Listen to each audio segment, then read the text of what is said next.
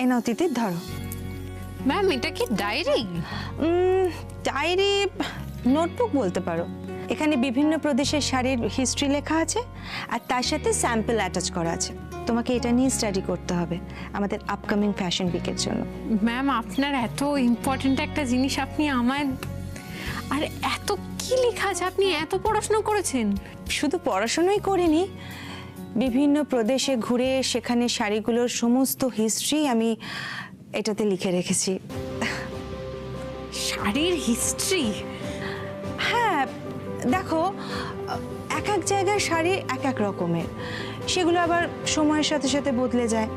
আবার দেখো, কোনো কারিগর হয়তো অন্য কোনো ডিজাইন দেখে ইমপ্রেসড হয়ে নিজের ডিজাইনের সাথে সেটাকে মিক্স অ্যান্ড ম্যাচ করে আবার নতুন একটা কোনো ডিজাইন তৈরি করে। আর দেখো তিতির, এই শাড়ির মাধ্যমেই কিন্তু এক প্রদেশের সাথে অন্য প্রদেশের সংস্কৃতির আদান প্রদান হয়, তাই না? এই হাতের লেখাটা তো চেনা চেনা লাগছে কেন? কোথায় দেখেছি?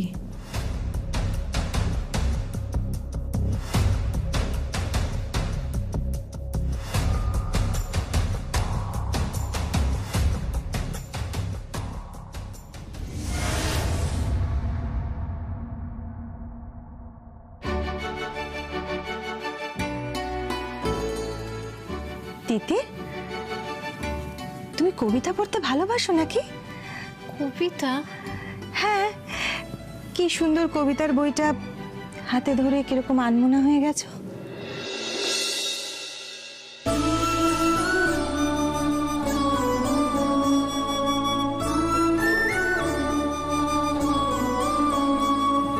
তোমার মনে আছে দেবী, আমরা দুজনে একসঙ্গে কত কবিতা পড়তাম? হে অচেনা দিন যায় সন্ধ্যা হয়, সময় রবে না মহা আকস্মিক। বাধা বন্ধ ছিন্ন করি দিক, তোমারে চেনার অগ্নিদীপ্ত শিখা উঠুক উজ্জ্বলি, দিব তাহে জীবন অঞ্জলি।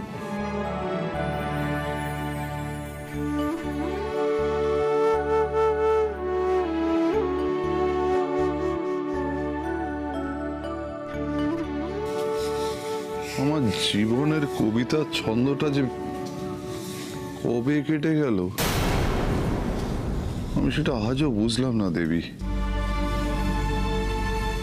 এমন ছন্দ ছাড়া জীবন তো আমি চাইনি দেবী। আমি এই কবিতার বইয়ের কথাই বলছিলাম। তুমি রবীন্দ্রনাথ ঠাকুর পড়ো না? পড়ি বলতে আপনাকে বলতে বাধা নেই কোনো। আসলে পড়াশোনাটা কোনোদিনই আমার সেভাবে মন দিয়ে করা হয়ে ওঠেনি। আমি কোনো মতে গ্র্যাজুয়েশন পাশ করে ওই ছুঁচ সুতো আর কাঁচি হাতে নিয়ে যুদ্ধে নেমে পড়েছি। আমার সব সময় মনে হয়েছে ওরা আমার কথা শোনে, আর ওদেরকে আমি যেভাবে চালাতে পারি আর কেউ পারে না, ওটাই আমার বিশ্বাস ছিল। তাই আলাদা করে কবিতা চর্চা, অবশ্য আমার বোন কোয়েল পড়তে খুব ভালোবাসে, ও কবিতাও পড়ে, ও খুব ভালো পড়াশোনায়। এই যে আপনি শাড়ি নিয়ে এত রিসার্চ করেছেন, সেরকমই আমার বোনও সারাক্ষণ শুধু পড়ছে, সারাক্ষণ দেখছি পড়ছে। সত্যি জীবনে কত কিছু শেখার আছে না? আমরা দুজন একটি গায়ে থাকি, সেই আমাদের একটি মাত্র সুখ। তাদের গাছে গায়ে যে দোয়েল পাখি, তাহার গানে আমার নাচে বুক।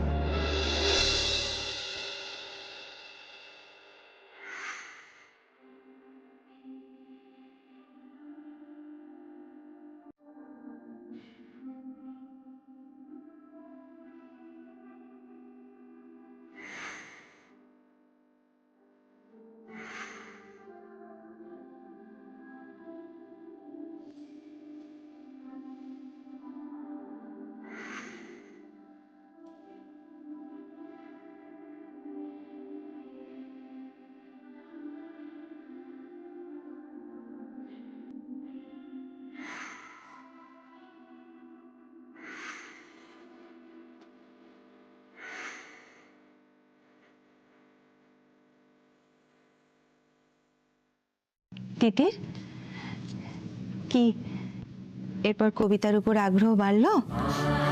আপনি এত সুন্দর করে পাঠ করলেন, আগ্রহ বাড়বে না? ম্যাম, এটা বোধহয় এটা রবি ঠাকুরের এক গায়ে। এটা যে আমার কি পছন্দের কবিতা। দাঁড়াও,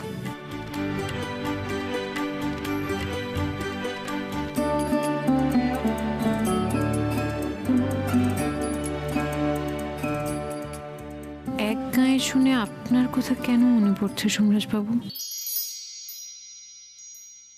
এই নাও তিতির, এটা তোমাকে দিলাম, সময় করে পড়ো, কেমন? ভালো লাগবে।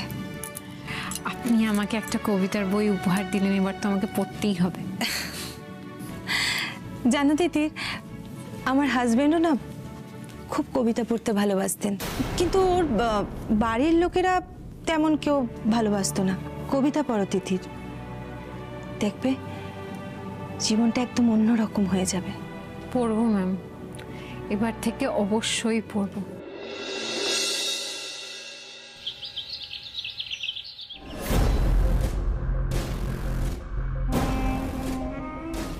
দাদা এইসব বই নামিয়েছে কেন? নির্ঘাত দেবী বৌদির কথা মনে পড়ছে। মালিনী ব্যানার্জি দেখতে পেলে না একেবারে কচু কাটা করতো।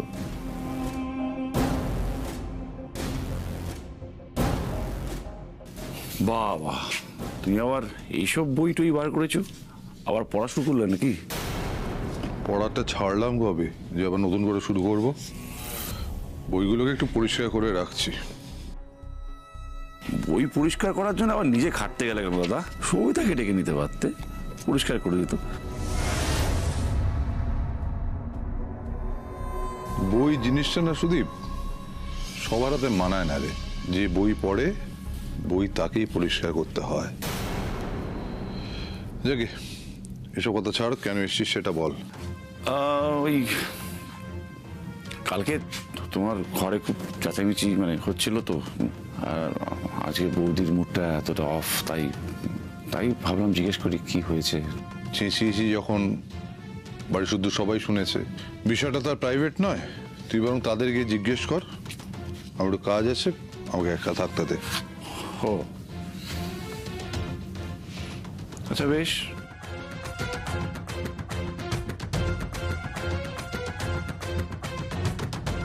হঠাৎ দেবী বৌদির দেওয়া বইগুলো বেরিয়েছে কেন?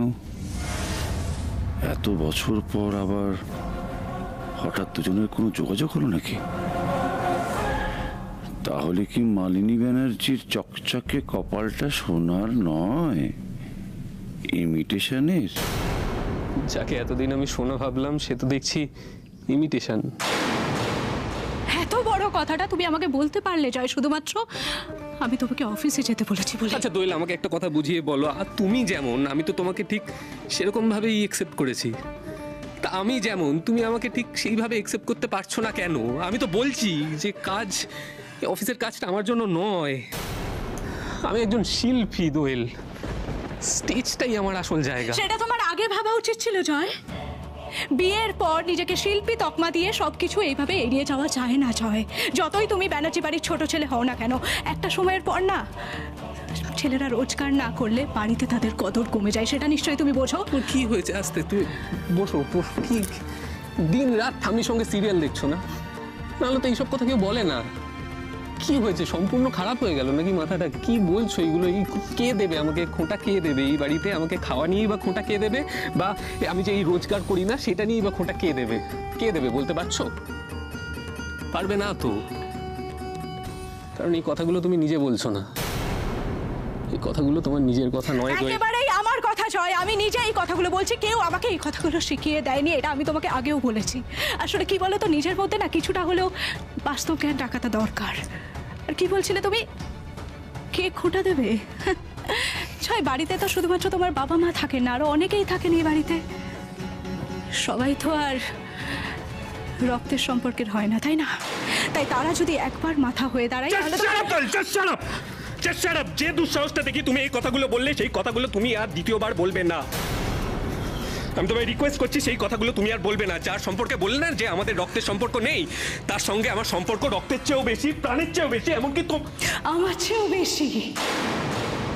তাই তো তোমাকে ক্লিয়ারলি আমি একটা কথা বলে দিচ্ছি, দাদাভাই একদিকে, পৃথিবীর সব মানুষ আরেকদিকে। সেটা এতদিনেও যদি তুমি না বুঝে থাকো তাহলে আমার আর কিছু করার নেই।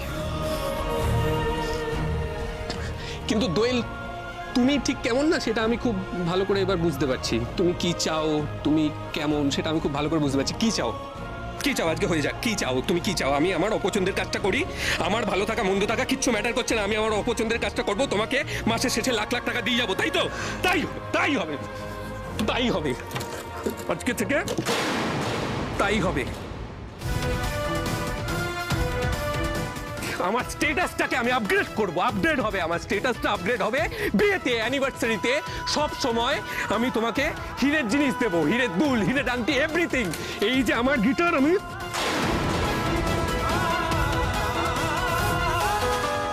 আর কোনোদিন এই গিটার বাজবে না, ছেড়ে দিয়েছি সব কটা স্ট্রিং। তোমার জয় আর কোনোদিন গান গাইবে না, অফিসে মুখ গুজে পড়ে থাকবে, ওর ভালো লাগুক মন্দ লাগুক অফিসেই পড়ে থাকবে, অফিসের কাজগুলো করবে, যেটাও কোনোদিন চাইনি ও সেটাই করবে, আর মাসের শেষে তোমাকে লাখ লাখ টাকা হাতে দিয়ে দেবে। তুমি যেটা চাও সেটাই হবে, সেটাই চাও তো? আমি তাই চাই, তাই চাই আমি। আমি তোমার ভালো, আমার ভালো, এই সংসারের ভালো, সবকিছু চাই একজন স্ত্রী হিসেবে। এটা আমার মনে হয়।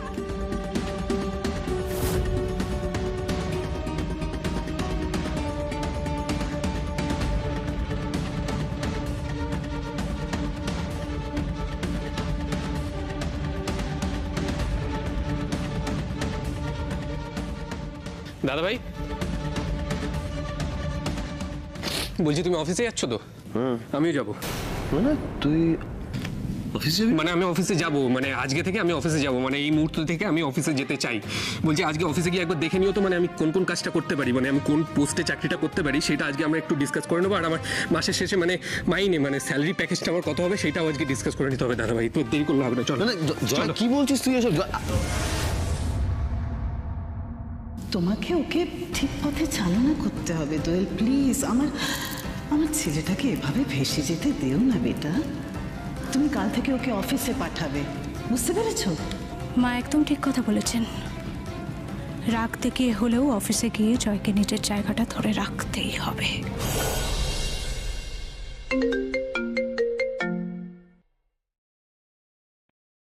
হ্যালো আন্টি, আমি তোমার থেকে একটা হেল্প চেয়েছিলাম, সেটা তোমার মনে আছে তো? এবার তাহলে আমি তিতিরকে সোমরাজের জীবন থেকে আউট করে দিয়ে সোমরাজের জীবনে পার্মানেন্টলি জায়গা করে নেব। তুমি আমায় সাহায্য করবে তো? বলো বেটা, কি হেল্প? আন্টি তুমি জানো, সোমরাজের ইনফ্লুয়েন্সে দাদা ভাই আমার জন্য গুচ্ছ গুচ্ছ ছবি নিয়ে এসছে। ওখান থেকে আমাকে একটা পাত্র পছন্দ করতে হবে, আর আমি যদি সেই পাত্র পছন্দ না করি তাহলে ওই নিজের পছন্দ করা পাত্রের সাথে আমার বিয়ে দিয়ে দেবে বলেছে। ওমা, সে কি?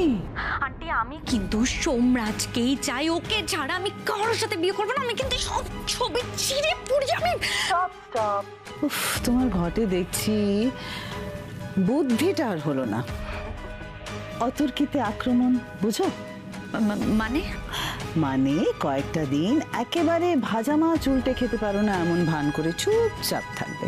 তুহিন যতই যাই বলুক না কেন, আগামী 20 দিনেও তোমার বিয়ে কিছুতেই দিতে পারবে না। কিন্তু তারপর আমি এমন একটা ফাঁদ পেতেছি। ফান্ড, তার মানে প্ল্যান। গ্রেট আন্টি, তুমি আমাকে এই প্ল্যানটা বলো না, আমিও জানতে চাই প্ল্যানটা কি, বলো প্লিজ। আরে দাঁড়াও, আর মাত্র 20 দিনের অপেক্ষা।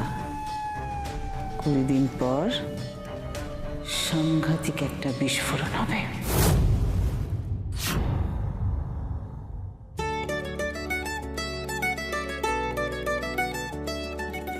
আমরা দুজন একটি গায়ে থাকি।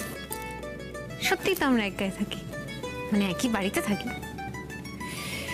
সেই আমাদের একটি মাত্র সুখ, তাদের গাছে গায়ে যে দোয়েল পাখি, তাহার গানে আমার নাচে বুক। সত্যি তো, কবিতাটা বললেই কেমন একটা বুকের ভেতরটা নিচে উঠছে। কার জন্য? সোমরাজবাবুর জন্য?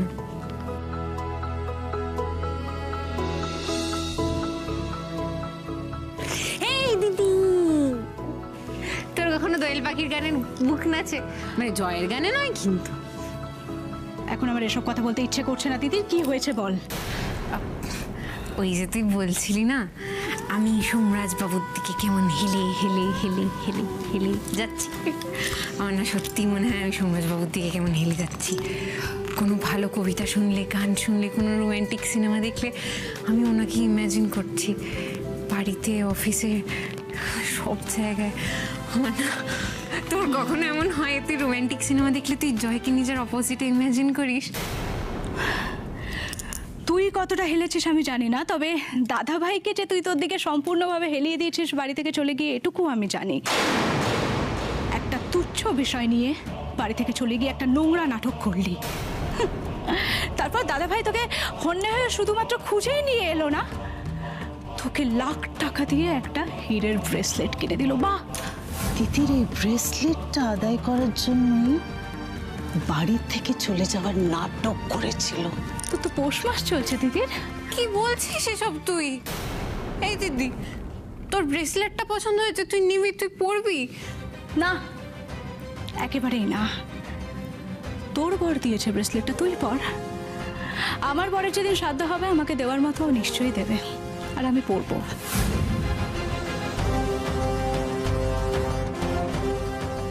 তুই চুটিয়ে আনন্দ কর দিদির। কি যেন বলে ওটাকে, গিল্ট ফিলিং। মনের মধ্যে কোনো গিল্ট ফিলিং রাখিস না, কেমন? দেখ, এটা তো সত্যি, ছোটবেলা থেকে তুই আমাদের 4 বোনের মধ্যে সব দিক থেকে সব থেকে এগিয়েছিলি, তাই শ্বশুরবাড়িতে এসেও তুই ছোট হওয়া সত্ত্বেও আমার থেকে 2 কদম এগিয়ে থাকবি, এটাই তো স্বাভাবিক, তাই না? ভালো থাক দিদির, আরো ভালো ভালো গিফট পাপড়ের কাছ থেকে।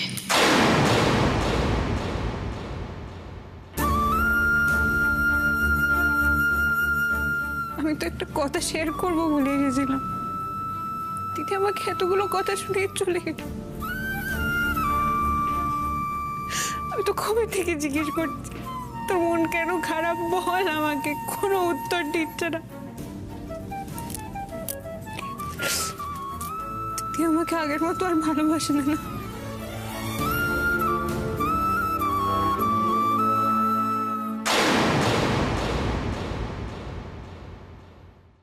তুই কেন এত রেস্টলেস হচ্ছিস? অফিসে এসছিস, বস, রেস্ট নে। কফি খাবি? কেন কফি খাবো? কেন রেস্ট নেবো? আমি কি গুড ফর নাথিং নাকি? আমি কি কেন কফি খাবো? আমি কি রেস্ট নিতে এসেছি অফিসে? আমাকে তো কোনো একটা কাজ দিতে হবে, আমি তো কাজটা করতে চাই এখানে। আমি তো অফিসে এসেছি কোনো একটা কাজ, হয়তো আমি তোমার মতো কাজ করতে পারবো না, কিন্তু কিছু তো থাকবে যেটা আমি অফিসে করতে পারি। নিশ্চয়ই থাকবে। আমি ফাইলগুলো গুছিয়ে রাখি, পরিষ্কার করে। তোমার অ্যাওয়ার্ড আছে, অ্যাওয়ার্ডগুলো পরিষ্কার করে দিচ্ছি আমি, পরিষ্কার করে কিছু একটা। জয় করিস না, জয় কি? আরে কি করছিস তুই? গুছিয়ে রাখি। শান্ত হয়ে দাঁড়া, এখানে চুপ করে রাখ এটা। দাঁড়া এখানে চুপ করে, শান্ত হয়ে। কি হয়েছে তোর? ঠিক আছে, আমি তোমার জিনিসপত্র ধরছি না, প্লিজ আমায় তাড়িয়ে দিও না, প্লিজ। আমায় তাড়িয়ে দিও না, প্লিজ প্লিজ। দাদাভাই, কোনো একটা কাজ দাও, আমি কাজটা তো করতে চাই, বলো। আমি তো চুপ চুপ চুপ চুপ, একদম চুপ। আর একটা কথা না, চুপ। এদিকে এদিকে এদিকে, এখানে বস। আয় আয় এদিকে, এখানে বস। চেয়ারে বস। শিখিয়ে দাও না গো কাজ, আমি করতে চাই তো। চেয়ারে বস। আমি বলছি, জয় শোন আমার কথাটা। তোকে কাল থেকে অফিসে আসতে হবে না। তুই যেটা ভালোবাসিস সেটা কর না। তুই গানটাই না দাদা ভাই, না। অফিসে আমায় আসতেই হবে, রোজগার আমায় করতেই হবে। একটা সময়ের পর না, ছেলেরা রোজগার না করলে বাড়িতে তাদের কদর কমে যায়, সেটা নিশ্চয়ই তুমি বোঝো। না হলে কেউ কদর করবে না দাদা ভাই, কেউ কদর করবে না আমার।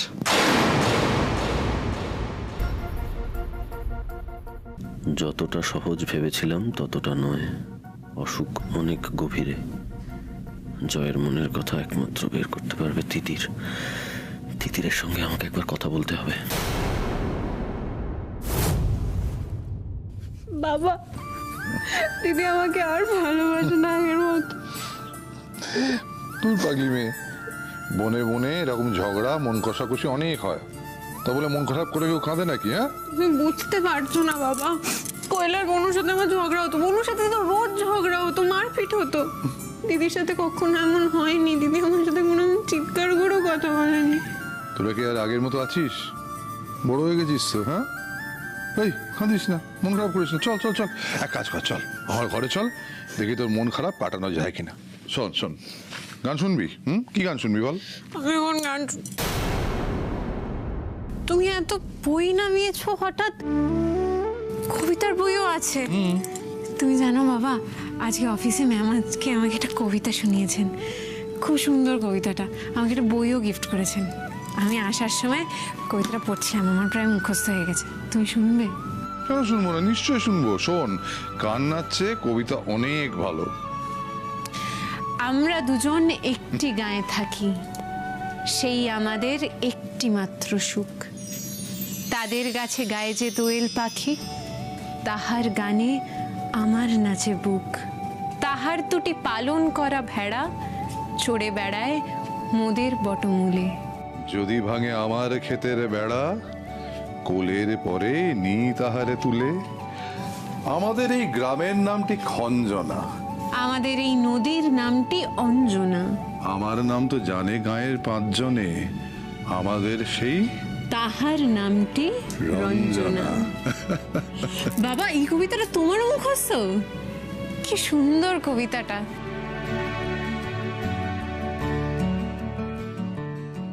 তাদের ঘাটে পূজার জবামালা ভেসে আসে মোদের বাঁধা ঘাটে। তাদের পাড়ার কুসুম ফুলের ডালা বেচতে আসে মোদের পাড়ার হাটে। আমাদের এই গ্রামের নামটি খঞ্জনা, আমাদের এই নদীর নামটি অঞ্জনা। আমার নাম তো জানে গায়ের 5 জনে, আমাদের সেই তাহার নামটি রঞ্জনা। বাবার আর ম্যামের পছন্দের কবিতা এক, সবকিছু এত মিলে যাচ্ছে কেন?